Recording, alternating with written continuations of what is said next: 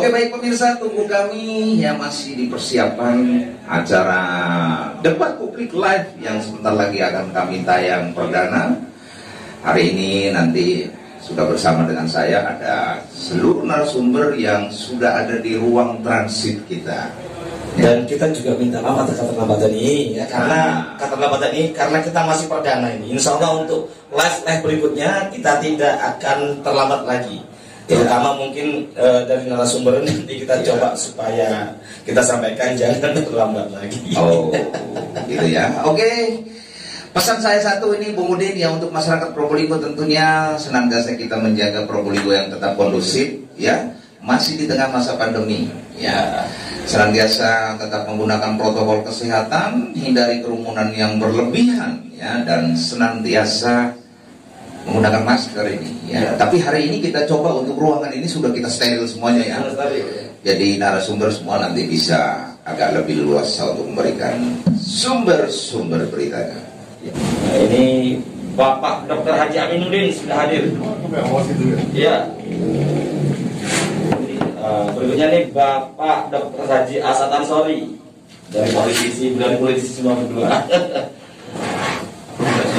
Ini Bapak Toto Sugiarto. Oke, baik pemirsa ya, kembali kita sudah persiapan, beberapa waktu sudah tertunda. Sebentar lagi kita akan memulai acara debat perdana kita di live CBTV News Indonesia, beritanya orang Probolinggo ya. Ini sudah hadir di studio, sudah ada narasumber saya, tinggal satu ya. Ini sudah di sebelah saya ada Bapak Dr. Aminuddin, terus kemudian Bapak Dr. Andus Toto ya. Oke, baik pemirsa, berkembali bersama dengan CBTV News Indonesia, berita seputar Probolinggo di acara tayangan kedua debat publik. Bersama narasumber saya yang sudah ada di studio pada pagi hari ini, kayaknya semuanya sudah mempersiapkan materinya semua. Intinya debat kita hari ini adalah sebuah diskusi berimbang, kritik yang sekiranya kita membangun pemerintahan yang ada tentunya dengan ilmu-ilmu yang para narasumber saya yang memilikinya ya. Materi debat kita atau diskusi kita pada hari ini adalah perlukah pansus dibentuk. Ada dua permasalahan yang sedang fenomenal di Probolinggo, yaitu terkait tentang 128 tenaga kerja yang di PHK, terus kemudian juga ada 200 karyawan yang bakal di PHK karena pabriknya tidak bisa meneruskan proses perizinannya. Meskipun sudah ada solusi-solusi, namun perlukah, publik bertanya-tanya, perlukah wakil rakyat kita yang ada di DPR bisa membentuk pansus guna bisa merekomendasi apa yang dilakukan oleh pemerintah daerah ya. Saya mulainya, saya sebagai host dan juga seluruh narasumber yang jelas sudah vaksin lengkap kita semua sudah ya. Oke, langsung dari Bung Udin dulu. Selaku pengamat, kira-kira punya pandangan seperti apa? Baik, terima kasih. Assalamualaikum warahmatullahi wabarakatuh. Selamat pagi masyarakat Kota Probolinggo. Selamat pagi para kepala OPD. Kebetulan juga saya kasih linknya. Hari ini kita kasih linknya bahwa kita ada debat ya, diskusi publik tepatnya, dalam rangka kita ingin memperjelas perlukah pansus DPRD Kota Probolinggo dibentuk. Nah, saya sebagai pengamat memang saya melihat bahwa yang lagi hangat di Kota Probolinggo ini ada permasalahan. Yang pertama terkait dengan PHK. Menurut bahasa Bapak Wali Kota adalah tidak diperpanjang kewenangannya, yang kebetulan mereka diadvokasi oleh kawan-kawan aliansi LSM Kota Probolinggo. Yang kedua CV Gerapari ya. Nah, untuk yang pertama masalah PHK itu nanti biar bisa dilihat kenapa dibentuk pansus, karena pansus sudah terbentuk ini. Memang DPRD Kota Probolinggo sepengetahuan kami bahwa bila ada hal-hal tertentu yang bersifat segera dan itu memang harus dibentuk pansus. Dan setelah saya pelajari sesuai dengan regulasinya, ada Undang-Undang 23 dari 14 tentang Pemerintahan Daerah, ada PP 1218 juga ada peraturan tata tertib DPRD, ya, peraturan DPRD nomor 1 tahun 2019, perubahan atas peraturan DPRD nomor 1 tahun 2018 tentang peraturan tata tertib DPRD. Nah, di situ disebutkan di dalam regulasinya itu bahwa bila ada permasalahan di pemerintah Kota Probolinggo, karena DPRD punya tiga fungsi, legislasi, pengawasan, dan anggaran. Nah, mungkin dalam konteks pengawasan. Dan juga di regulasi disebutkan, memang pansus, ada panitia khusus, tapi sifatnya insidentil, bila diperlukan, tidak terusan, artinya bila diperlukan dibentuk pansus. Dan juga ada waktunya. Kalau untuk Perda itu ada 1 tahun masanya. Tapi kalau untuk di luar itu hanya 6 bulan.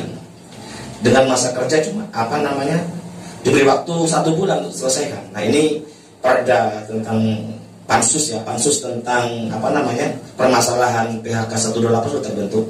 Kebetulan ada 10 orang, memang dalam regulasi juga diatur sedemikian rupa bahwa paling banyak 10 pansus itu. Dan yang juga bikin saya tertarik adalah ada surat wali kota kepada DPRD untuk mengusulkan ada pansus. Nah, awalnya saya, kok bisa? Nah, ternyata setelah saya pelajari juga diatur dalam regulasi, diatur dalam peraturan tata tertib DPRD bahwa yang bisa mengusulkan paripurna, entah itu apa isinya paripurna, salah satunya wali kota di tata tertib nomor 1 2019. Artinya mungkin wali kota Probolinggo ingin menyatukan persepsi, satu semangat bahwa permasalahan 128 ini adalah permasalahan bersama. Karena pemerintahan daerah itu adalah antara pemerintah kota dan DPRD. Ini namanya pemerintahan daerah. Nanti dari permasalahan itu mungkin dari politisi, akademisi, dan praktisi bisa melihat dari kacamata masing-masing. Perlukah pansus itu dibentuk? Karena 128 ini sudah masuk kayaknya ke ranah hukum ini. Yang saya melihat memantaunya bahwa Polresta sudah manggil-manggil nih kayaknya. Nah, di saat Polresta sudah manggil-manggil, perlukah ini? Nah, mungkin menurut saya sebagai pengamat bahwa polisi, Polresta dalam hal ini memanggil dalam konteks di sisi hukumnya. Tapi kalau di DPRD pansusnya dari sisi politisnya, supaya nggak ada politisasi mungkin di situ. Nah, wali kota waktu memanggil kawan-kawan 128 mengundang, itu mungkin dalam sisi birokrasi, karena khawatir ada salah satu birokrasi aparat ASN yang terlibat sehingga akan diproses melalui inspektorat. Nah, dari sisi ini kita mencoba untuk positive thinking bahwa dalam rangka untuk menyelesaikan permasalahan ini. Nah, dari situ ini ada dari praktisi hukum dan juga dari polisi dan akademisi dari sisinya. Mungkin baik, kemudian cukup dulu ya. Coba langsung kepada senior saya nih ya. Ini ke Pak As'ad dulu. Ya, bisa perkenalkan diri dulu Pak, sambil nyapa-nyapa warga Probolinggo. Ini lama ini politis ya, calon N2 juga ini ya, turun gunung ini ya. Oke. Assalamualaikum warahmatullahi wabarakatuh. Selamat pagi para pemirsa debat publik TV News dimanapun saudara berada, terutama yang berada di kawasan Probolinggo Kota Bayuangga yang kita cintai. Langsung saja, debat kali ini dihadiri oleh tokoh-tokoh yang sudah tidak bisa diragukan lagi. Hanya menurut saya topiknya barangkali terlambat. Pansus sudah terbentuk. Kenapa masih kita diskusikan? Perlukah dibentuk atau tidak? Yang tepat itu menurut saya akan dikemanakan arah pansus itu dibentuk, menurut saya.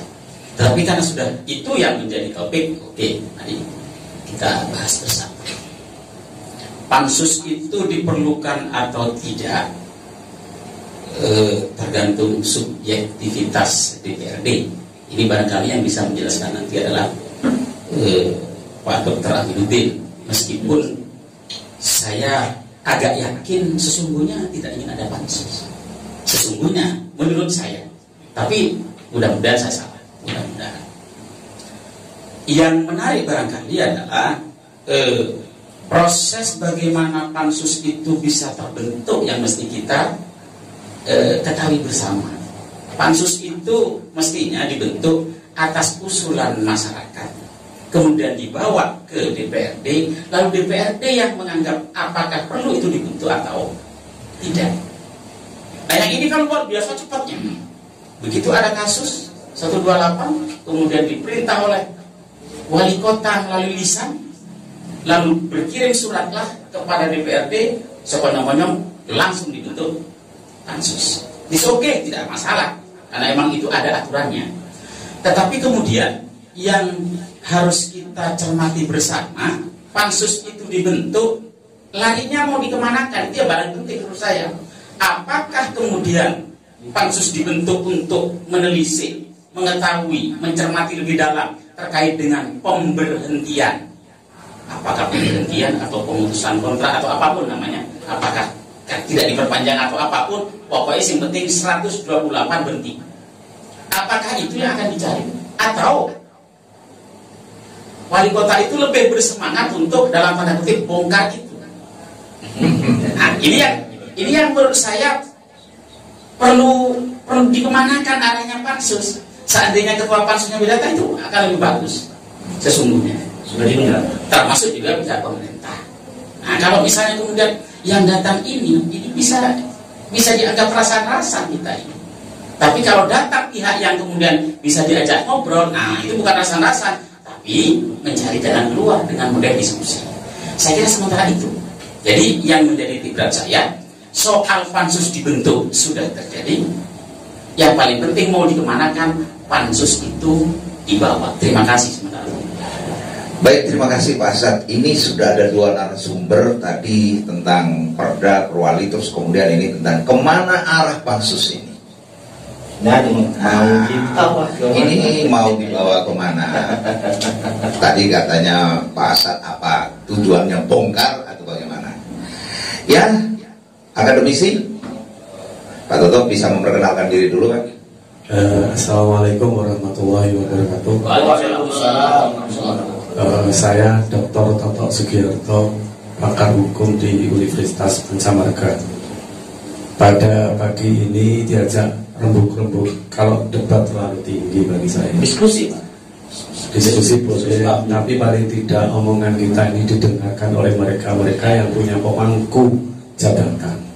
Perlu kita tandaskan, kami ini melihat pernyataan-pernyataan seorang pemangku jabatan bongkar ini kok lebih condong ke politis. Perlu kita sampaikan bahwa seorang dipilih menjadi seorang pemimpin garda depan, mau tidak mau sebagai penegak hukum dan diikuti oleh semua masyarakat. Ya, kalau selalu dikedepankan sisi politis, nanti orang bisa cari-cari loro hati, oh cari ini. Loh, kenapa kekosongan wakil wali kota nggak dibicarakan? Kenapa perpanjangan ini tidak dibicarakan? Nah, ini larinya ke sana. Tapi tolonglah, kita itu jangan dari sisi politik. Kalau kita mensikapi daripada PP 12 tahun 2018 tentang pedoman DPRD, dibentuk pansus dan lain sebagainya, itu tergantung urgensinya. Ini urgensi dan kalau sudah menyangkut kepentingan masyarakat orang banyak, itu harus dibicarakan dengan dewan, tidak hanya diselesaikan secara eksekutif. Ini saya ambil contoh ya, ketika mau ratifikasi perjanjian Singapura dengan Indonesia oleh Pak Jokowi, itu tidak bisa serta-merta diganti dengan perpu, tidak bisa, harus dibuat undang-undang, maka harus dibicarakan dengan dewan. Begitupun juga di daerah ini kepentingan untuk siapa? Untuk masyarakat banyak, apalagi perhentian dan lain sebagainya. Kalau saya melihat di birokrasi juga main birokrasi politis, ya, bukan birokrasi yang baik, semu dan lain sebagainya. Perlu saya sampaikan bahwa pembangunan kita pembangunan berwawasan lingkungan. ketika memutuskan sesuatu harus lihat kanan kiri. Kalau sambil gini untuk apa? Ruginya apa? Ini paling tidak harus belajar terhadap fenomena yang ada. Ini tolong untuk pemangku jabatan. Saya tidak akan menunjuk seseorang dan lain sebagainya.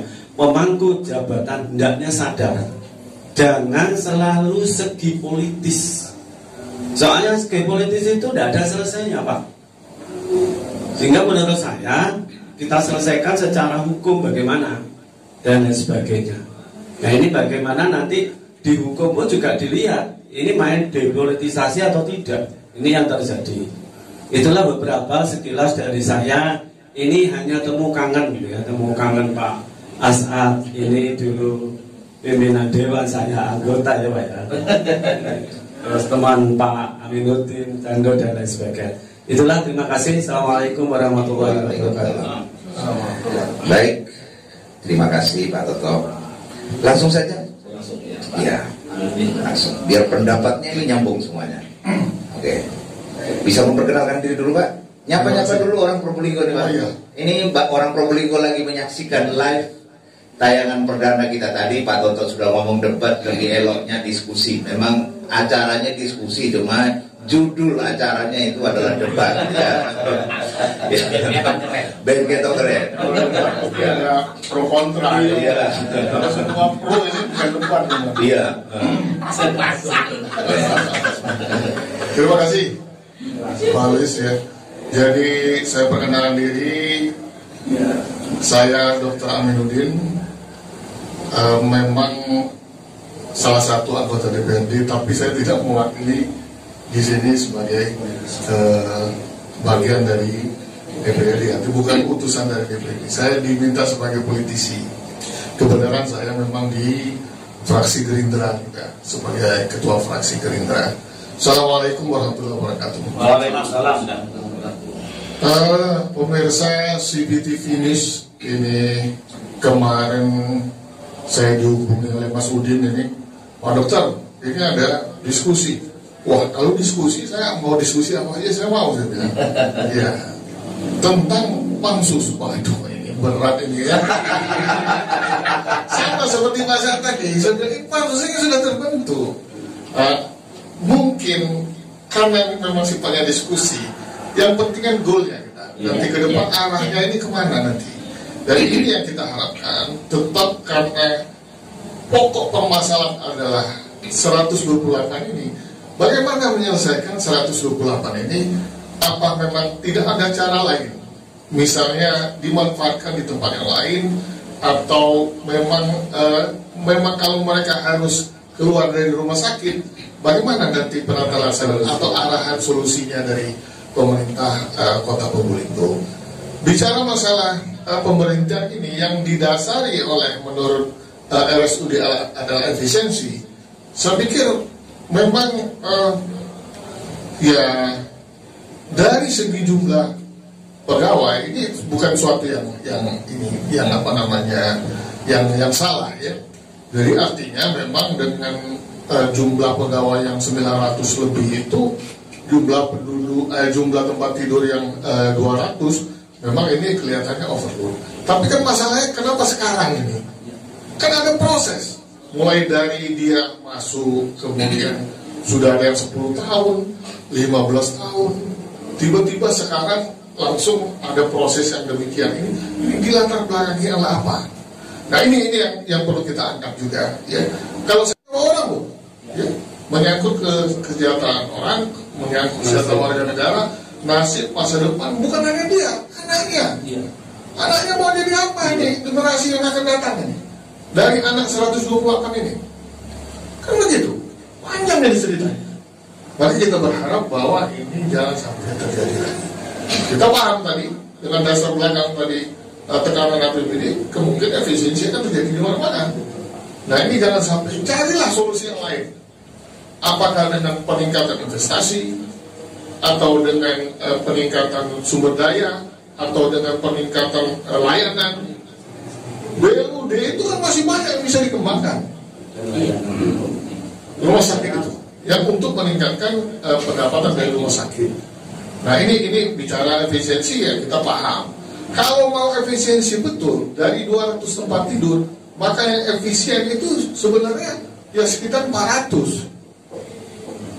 Sekarang 900 berapa ya dikurangi dari 128 tidak, masih banyak yang masih di. Apakah mau dibentikan semua kan? Kan tidak. Kalau masalah efisiensi ya, jadi per tempat tidur itu kan mestinya 1 tenaga medis, ditambah tenaga medis yang lain 50%, ditambah administrasi 50%, ini sekitar 400. Nah ini secara teoritis kalau BLUD, tapi kan yang milik pemerintah punya kita semua yang notabene. Nah ini yang terakhir barangkali kita berharap pansus ini bahwa betul-betul memperjuangkan nasib rakyat, karena notabene-nya kita di DPR ini kan adalah wakil rakyat. Kalau satu rakyat diselamatkan, bukan main kita bisa berperannya kita betul-betul menjadi wakil rakyat. Jadi bukan hanya pada batasan kita menyalurkan aspirasi, tapi ini memang betul-betul kita berharap pansus bisa menyelamatkan 128 ini sampai dengan tuntas dan bukan kar dan bongkar, bukan tuntas dan tuntas. Ini ada yang japri ke saya ini, Pak Dokter ini kan sekaligus ketua DPJ Gerindra, supaya Gerindra lebih getol lagi. Siap. Indonesia Raya 3 kursi. Ya. Maksud Gerindra ngirim utusan di pansus ya, Pak Dokter? Oh ya. Ini ada yang japri ke saya nih, tolong sampaikan ke Pak Dokter itu biar Gerindra lebih getol gitu kan. Ini yang japri penontonnya lagi lihat ini jawabannya. Gerindra 3 kursi tetap siap ya memperjuangkan. Gitu ya. Oke. Barangkali ini bagi dari saya sebagai closing statement, mudah-mudahan apa yang kita bicarakan pada pagi hari ini di CBTV News tetap bisa bermanfaat untuk masyarakat, dan CBTV News tetap jaya dan dilanjutkan dengan diskusi-diskusi yang lain nanti. Amin. Amin. Ya Rabbal Alamin. Assalamualaikum warahmatullahi wabarakatuh. Waalaikumsalam. Oke, baik, terakhir Bung Yando langsung menghadap kamera. Terima kasih. Closing statement saya terakhir. Pandangan hukum. Saya sepakat dengan yang disampaikan Pak Asap dengan Pak Dokter tadi. Oh, dengan saya sepakat ini. Ya, enggak. Karena kalimatnya begitu bijak menyampaikannya. Kalau Pak Asap tadi jangan pada penerimaannya, tetapi pemberhentiannya itu yang menjadi harapan kita diskusi di sini kepada pansus. Telisiklah semuanya agar biar jelas. Kalau Pak Dokter tadi ambillah mau mengambil satu kebijakan itu jangan mengacu kepada aturan hukum semata, tetapi menurut pandangan saya seorang praktisi, memang